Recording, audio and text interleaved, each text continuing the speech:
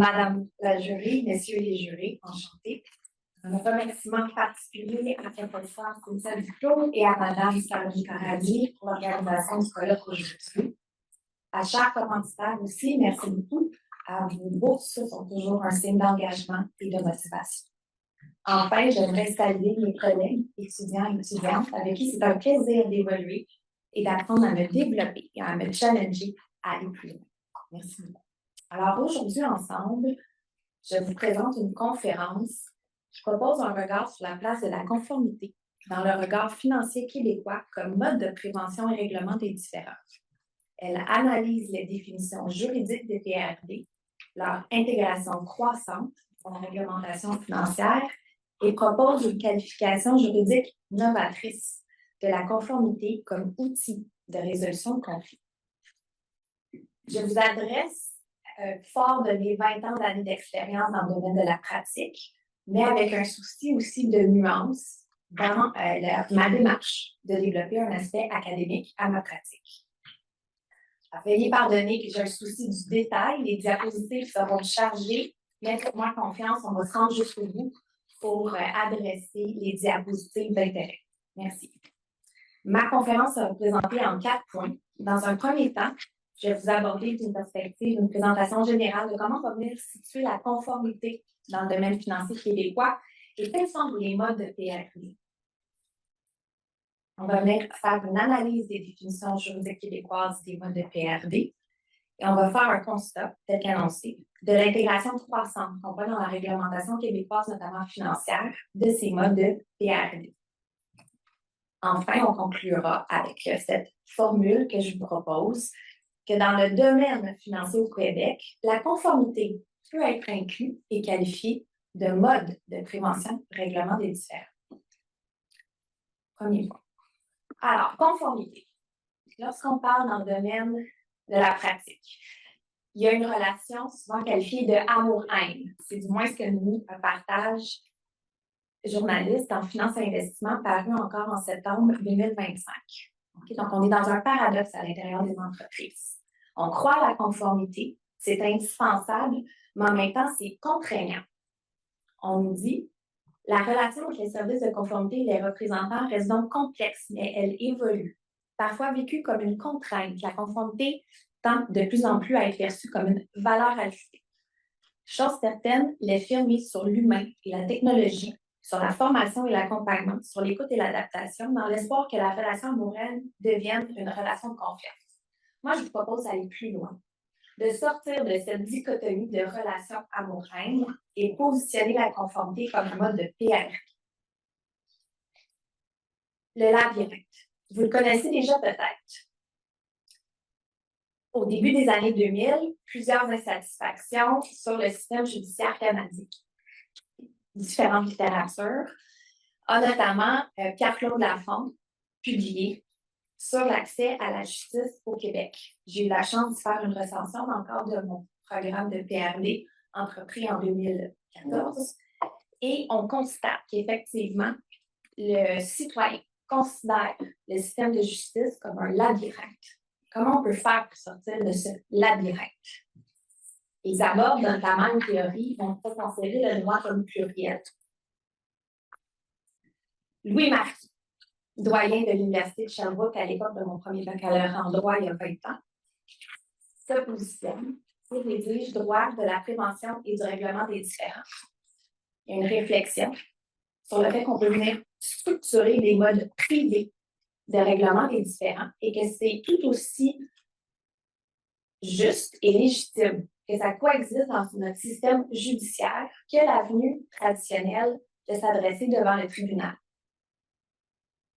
Il est entendu, notamment par d'autres aussi, mais principalement sa nomenclature et sa sémantique sera celle retenue.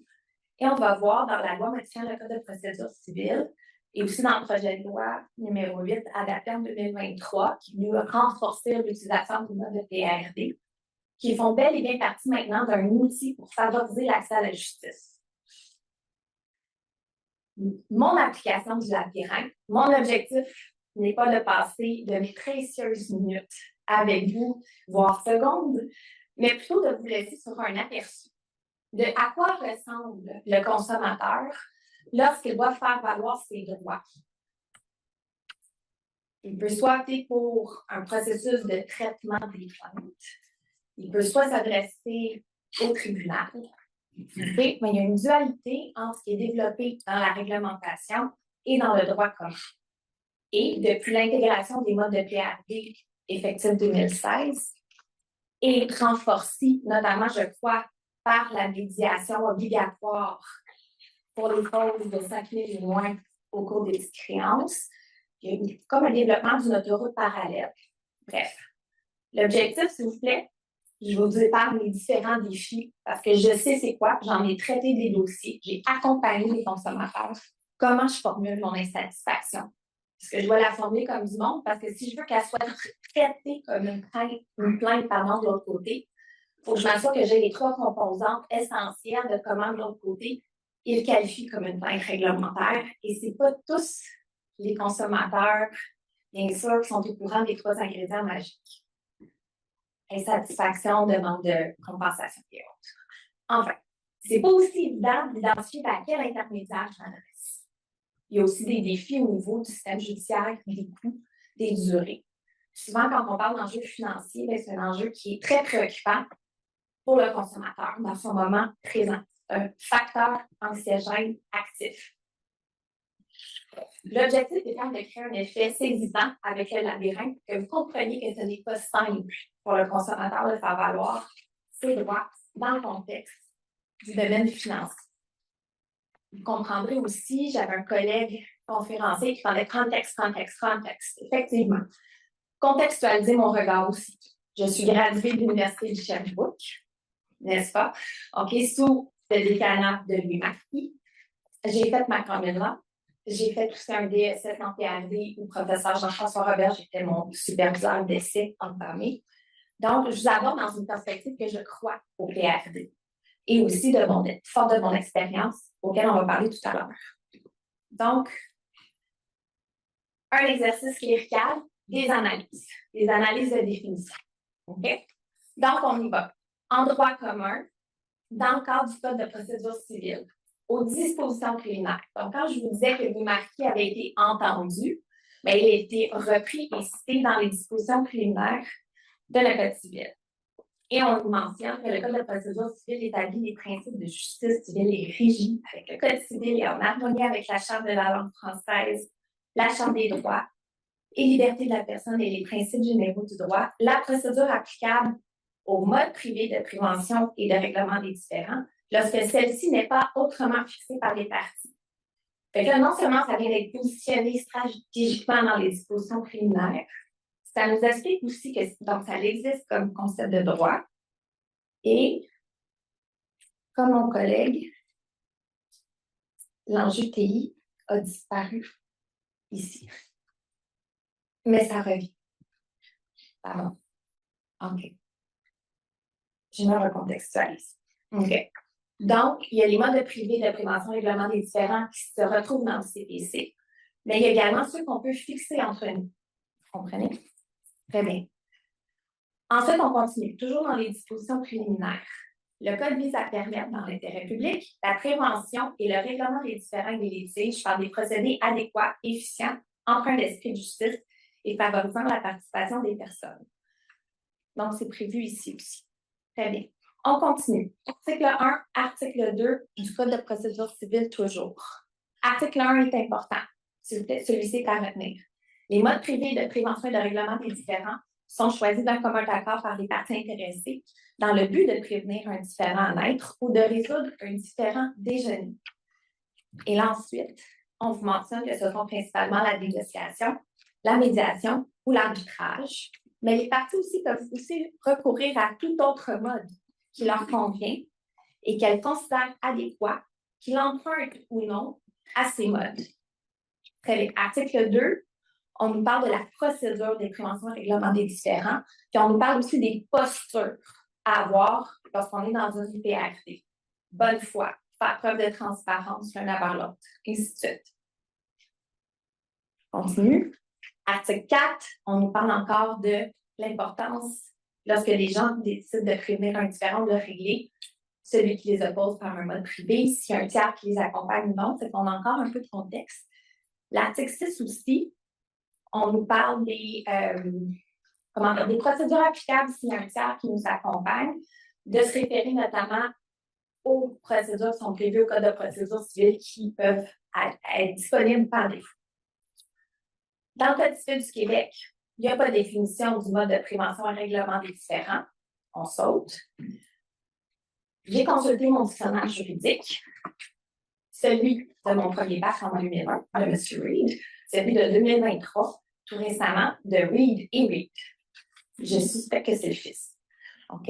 Mode de prévention et règlement des différends non défini. Intéressant. Préventif, par contre, défini, qui tend à empêcher la commission d'un acte, à éviter une contravention à la loi. Mode amiable de règlement des litiges, ceci dit, est défini. Peut-être une coquinerie avec l'Université de Montréal. Enfin, mode, et il est défini, mode de solution des litiges où les parties cherchent à résoudre leurs différends avec ou sans l'aide d'un tiers ou désignent conjointement pour le trancher un tiers qui n'a pas de fonction judiciaire. C'est l'état des lieux. Maintenant, si on se rapproche dans le domaine du service financier, et là, je dois aller me référer à la loi sur l'encadrement du secteur financier et à son article 4 pour la mission d'autorité des marchés financiers. On va voir l'intégration de l'appellation service de règlement des différends. Okay? En assurant le traitement des plaintes reçues des consommateurs, en leur donnant accès à des services de règlement des différends. Intéressant. Bien sûr, le service de règlement des différends n'est pas défini. Okay. On continue. Article 8. L'autorité nous parle maintenant de mode de règlement des différends.